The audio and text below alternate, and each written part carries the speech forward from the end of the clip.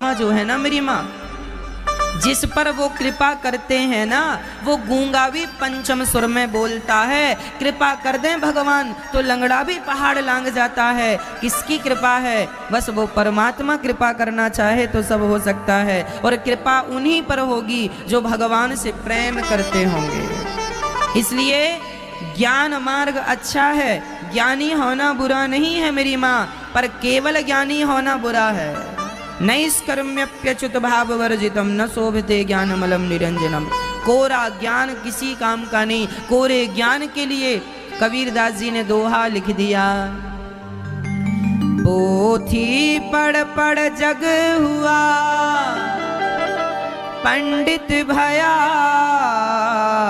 न कोई, ढाई अक्षर प्रेम का पढ़े सो पंडित हो। कबीरदास जी भी कहते हैं कि ज्ञान से श्रेष्ठ प्रेम है। ढाई अक्षर प्रेम का पढ़े सो पंडित होए। इसलिए प्रेम का पाठ पढ़ लेना भक्तों, प्रेम का पाठ पढ़ लेना। मुझे नहीं पता कि प्रहलाद जी कितने ज्ञानी थे, पर मुझे ये विश्वास है, ये पता है कि प्रहलाद जी भगवान से इतना प्रेम करते थे कि उन्हें खंबे में भी अपने भगवान का दर्शन हो जाया करता था। यही प्रेम है। यदि मुझे कण कण में घट घट में भगवान का दर्शन होता है तो यही प्रेम है। अच्छा मैया ये बताओ, आप लोगों ने कभी प्रेम किया है? बोलो। नहीं किया? जानते हो प्रेम कैसा होता है?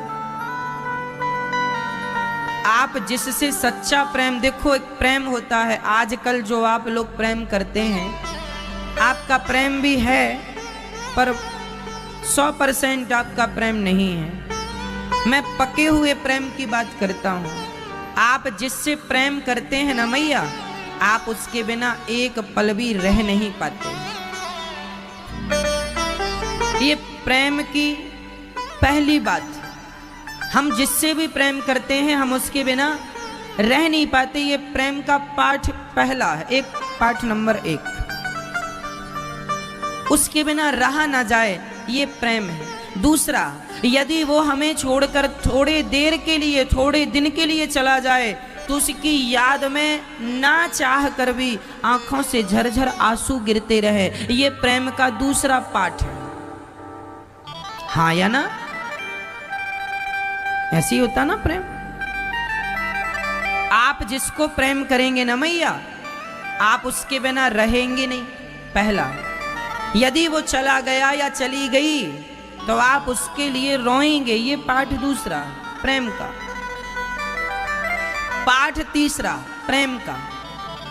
प्रेम का तीसरा सिद्धांत यह है कि आप के घर में यदि दरवाजा खटखटाया तो आप दौड़ के भागेंगे।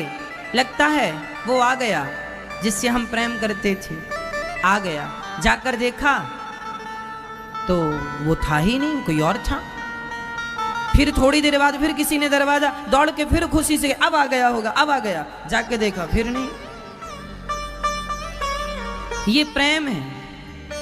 हर पल हर क्षण आप इंतजार करते हैं। किसका? प्रेमी का। मेरी माँ, आपके मोबाइल में जरा सा वाइब्रेशन हो जाए तो ऐसा लगेगा कि मेरे उनका फोन आ गया, मैसेज आ गया। ये प्रेम है। बस मेरी माँ, जितना प्रेम संसार के लोगों से हम करते हैं, इतना यदि भगवान से हो जाए। प्रेम के 3 ही पाठ हैं। पाठ नंबर 1 कि जब भगवान से आप प्रेम करेंगे ना मैया, तो आप भगवान के बिना रह ना पाएंगे। बार बार भगवान को देखने का मन करेगा। जब बार बार भगवान को देखने का मन करने लग जाए, समझ लेना कि आप प्रेम का पहाड़ा पढ़ने लग गए हैं और पाठ 1 चल रहा है। यदि थोड़ी देर के लिए हम भगवान से दूर हो जाएं तो आंखों में आंसू ना रुकें। ऐसे प्रेम में भगवान के आंसू आए कि जैसे गोपियां रोती हैं, जब गोपियां श्याम सुंदर से दूर हो गई तो श्याम सुंदर को याद कर कर के सारी गोपियां रो रही हैं। उनके आंसू सूखते नहीं हैं, आंखों के आंसू सूखे नहीं भक्तों। जे प्रेम की परिभाषा यही है।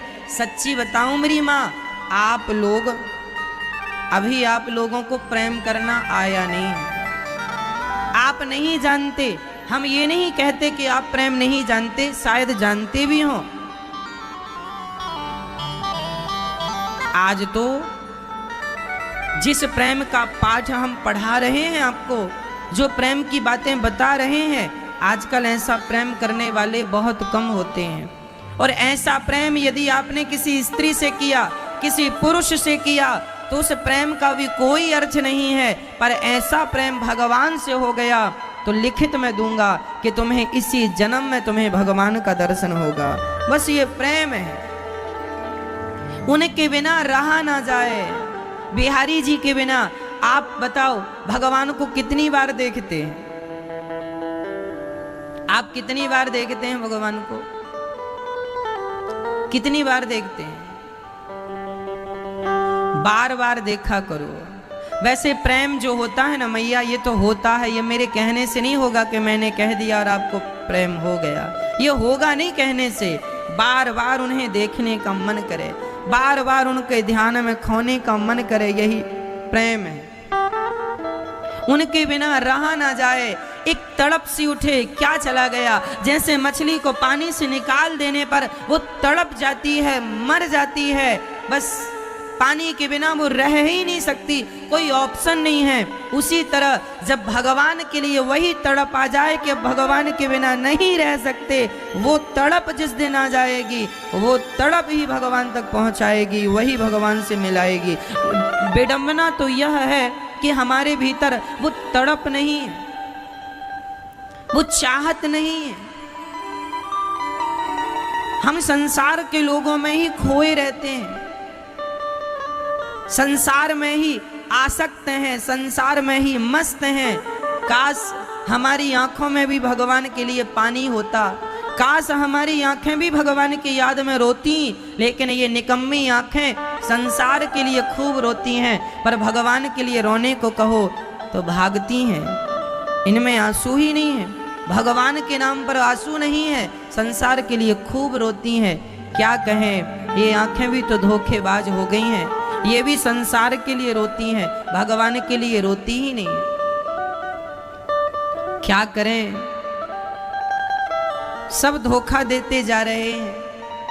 ये शरीर भी बहुत बड़ा धोखा देने वाला है। आप लोग अभी समझ लो, मेरी माँ, बहुत जल्दी आप समझ पाएंगे। ये जो आपका शरीर है ना, ये सबसे बड़ा धोखेबाज है।